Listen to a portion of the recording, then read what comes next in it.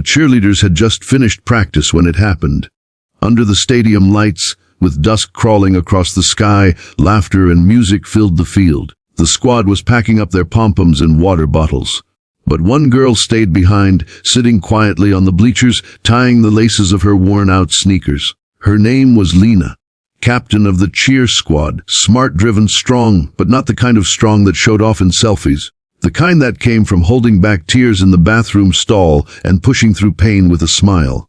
Everyone admired her, but no one knew the full weight she carried. Until that day, from behind the bleachers a group of boys emerged, loud, mocking, and looking for trouble. They weren't strangers. They were the school's elite athletes, football stars entitled, used to getting their way. And they especially didn't like girls who said no. Lena had turned one of them down just last week. Zane, the quarterback. After months of subtle flirting and suggestive comments, she finally told him straight, "I'm not interested." Stop. He didn't take it well. Now, here he was with his two wingmen, swaggering toward her like they owned the field. Well, Zane smirked. Captain Lena all alone. Don't you need your squad to protect you? She stood up, calm but alert. I don't need anyone to protect me. He stepped closer. You sure? You seem cold. Let me warm you up. And before she could react, he grabbed the front of her cheer jacket and wrenched it off, yanking her body forward in the process. Buttons popped. Fabric tore. Gasps came from a few cheerleaders who hadn't yet left. One shouted, "Hey, stop!" But Zane just laughed. "Relax. I was just helping her undress." Lena's face turned red, not from embarrassment, from rage. "You crossed a line," she said, quietly. Zane stepped closer, towering over her. "What are you gonna do? Cheer me to death?" Lena looked him dead in the eyes. "You don't know me at all." What the boys didn't know was that Lena had been training in Brazilian Jiu-Jitsu for over 5 years. She never bragged about it, never needed to. She didn't fight for attention. She fought because life made her. After her father left, Lena's mom put her in martial arts to help her deal with her anger and fear. Over time, she learned more than just technique. She learned discipline, control, and self-respect.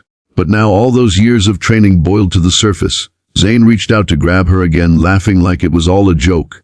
Lena moved fast. In a single fluid motion, she grabbed his wrist, twisted it inward, and brought him to his knees. His friends were too stunned to move. Zane screamed. "What the hell? Let go." But she didn't, not yet. She bent his fingers backwards slowly, with just enough pressure to send a clear message. "You will never touch me again," she said, voice steady. "Or any girl, ever." And he begged. "Okay, I'm sorry." She released his hand. He stumbled back, holding his fingers, red-faced and humiliated. His two friends started toward her, but other cheerleaders had come running now. Phones out, recording everything. The crowd was growing. "You want to be next?" Lena asked, standing tall, her jacket on the ground but her pride intact. They backed off. Zane didn't return to school the next day. He didn't show up to practice. Word spread fast. The video went viral within hours. But it wasn't just about the fight. It was the look in Lena's eyes, the power in her silence, the precision in her control. She didn't lose it. She didn't attack in rage. She defended herself with purpose. The school held an emergency assembly. The principal condemned harassment. Policies were changed. Coaches warned their players that status would no longer protect bad behavior. Lena didn't speak much about what happened. She didn't need to. But 1 week later, she stood at a school board meeting and said just one thing: no one should be afraid to say no. The room went quiet. The board voted unanimously to fund a self-defense program for all students, led by Lena's own martial arts instructor. Challenges faced. Facing humiliation in public from someone in power, being underestimated as a cheerleader, and a girl balancing her emotions with discipline in the heat of the moment, fighting against the system that often protects athletes and silences victims. To resolution. Lena stood up with strength, not hatred. She didn't fight to hurt. She fought to stop the hurting. She used her training not for revenge, but for justice. Her actions sparked change not only in policy but in culture. Girls started walking taller in the hallways. Boys began thinking twice. Lena's story became more than viral. It became a movement. Message: you don't need to be loud to be powerful. You don't need to punch to make an impact.